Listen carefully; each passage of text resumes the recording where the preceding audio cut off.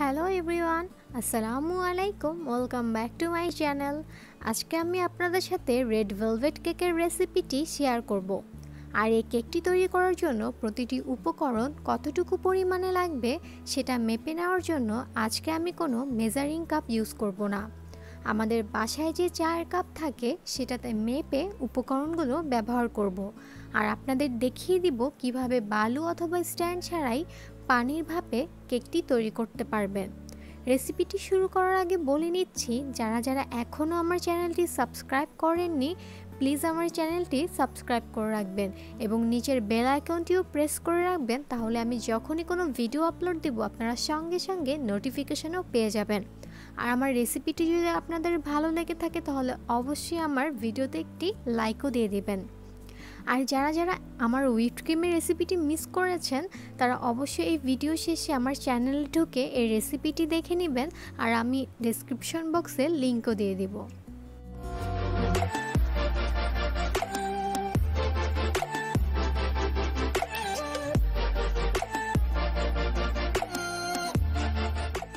আমার বাসায় থাকা একটি চায়ের কাপ আমি নিয়ে নিয়েছি, আর এখন এই চায়ের কাপের অর্ধেক পরিমাণ আমি লিকুইড মিল্ক নিয়ে নিয়েছি। এই দুধটা আপনারা চাইলে কাঁচা দুধও নিতে পারেন, আবার আগে থেকে জাল করে নেওয়া ঠান্ডা দুধও নিতে পারেন। আর এই দুধের সাথে এখন আমি বাসায় থাকা যেই চায়ের চামচ সেই চামচের 1 চা চামচ পরিমাণ হোয়াইট ভিনেগার দিয়ে এই দুধের সাথে মিক্স করে নিচ্ছি, আর এটাকে 10 মিনিটের জন্য এক সাইডে রেখে দিচ্ছি। আমাদের তৈরি হয়ে গেল বাটার মিল্ক টি। এখন একটি পরিষ্কার বাটিতে একটি ডিম নিয়ে নিয়েছি, যেহেতু আমি আজকে রেড ভেলভেট কেকটি একটি ডিম দিয়ে তৈরি করে দেখাবো। আর অবশ্যই কিন্তু ডিমটি রুম টেম্পারেচারে থাকা অবস্থায় নিতে হবে, ঠান্ডা ডিম দিলে হবে না। আর এখন এই ডিমটাকে আমি খুব ভালো মতো ফেটে নিচ্ছি। আর এর সাথে আমি যে আমার কাপ আছে সেই কাপের 1 কাপের থেকে একটু কম পরিমাণে চিনি দিয়ে দিচ্ছি। চিনিটা আপনাদের মানে টেস্টের উপর ডিপেন্ড করে দিবেন। প্রায় 5 থেকে 6 মিনিট খুব ভালো মতো বিট করার পর চিনিটা যখন একেবারেই মিক্স হয়ে যাবে তখন এখানে আমি হাফ কাপ পরিমাণ তেল দিয়ে দিচ্ছি। আর এখন তেলটাকেও খুব ভালো মতো মিক্স করে নিচ্ছি।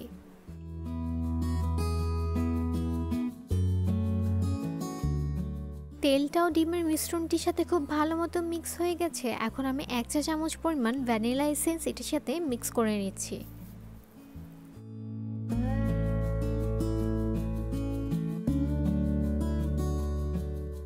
এখন আমাদের ড্রাই ইনগ্রিডিয়েন্টসগুলো অ্যাড করার পালা। আমি এখানে 1 কাপ পরিমাণ ময়দা নিয়ে নিয়েছি, আর এই ময়দাটাকে কিন্তু আমি আগে থেকে চেলে রেখেছিলাম। আর এখানে দিয়ে দিচ্ছি আমি 2 চা চামচ পরিমাণ কোকো পাউডার আর 1 চা চামচ পরিমাণ বেকিং পাউডার। তারপরে সবগুলো ড্রাই ইনগ্রিডিয়েন্টস আমি আস্তে আস্তে করে মিক্স করে নিচ্ছি।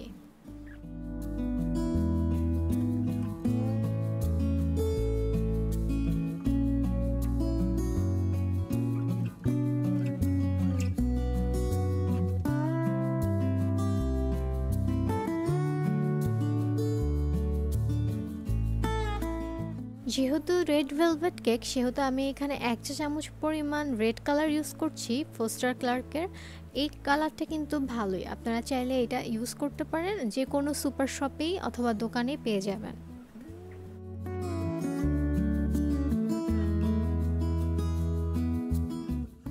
এখন 10 মিনিট আগে যে বাটার মিল্কটা আমরা রেডি করে রেখেছিলাম সেটা অল্প অল্প করে ঢেলে নিব আর পুরো ব্যাটারের সাথে মিক্স করে নিব।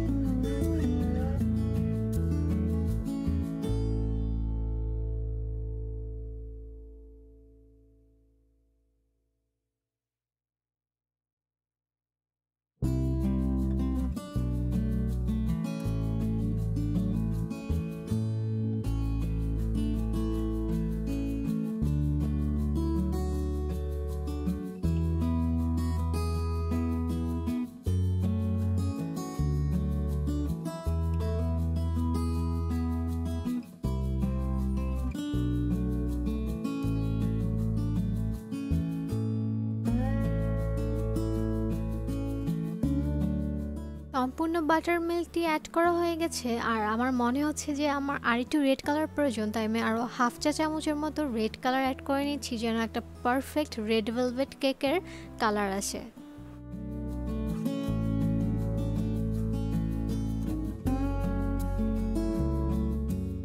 যেহেতু আমি কেকটি পানির ভাপে করব, তাই এখানে আমি একটি সিলিকনের মোল্ড নিয়ে নিয়েছি, আর এটাতে হচ্ছে আমি কেকের ব্যাটারটি এখন ঢেলে নিচ্ছি।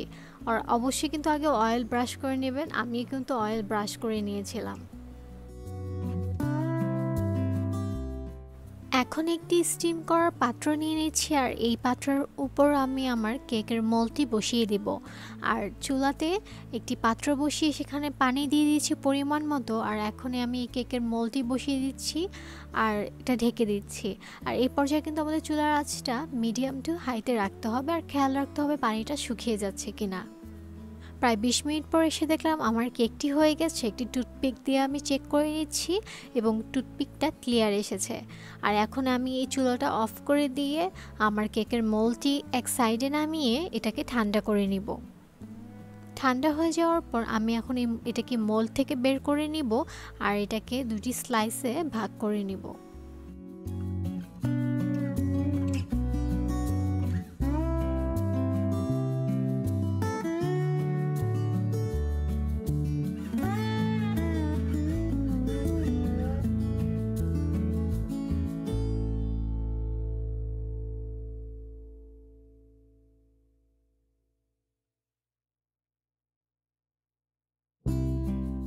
উপরের অংশটা কেটে নিচ্ছি, এটা আমাদের কিন্তু কেক ডেকোরেশন করার জন্য পরবর্তীতে লাগবে।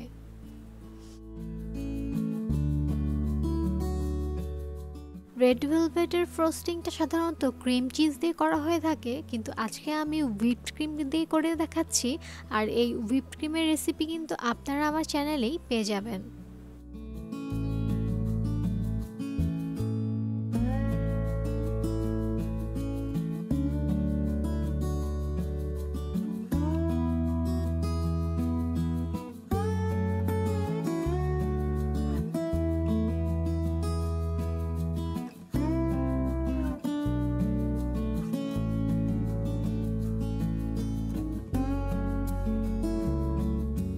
কেকে ক্রিম অ্যাপ্লাই করা হয়ে গেছে। এখন যে উপরের অংশটুকু আমি কেটে নিয়েছিলাম কেকের, সেই অংশটুকুই আমি গুঁড়ো গুঁড়ো করে কেকের ডেকোরেশনের জন্য ব্যবহার করছি।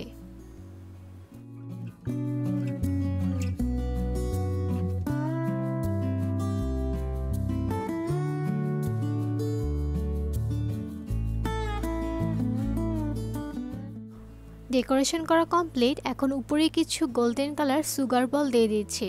আপনারা আপনাদের পছন্দ মতো এই কেকটি কিন্তু ডেকোরেশন করে নিতে পারেন।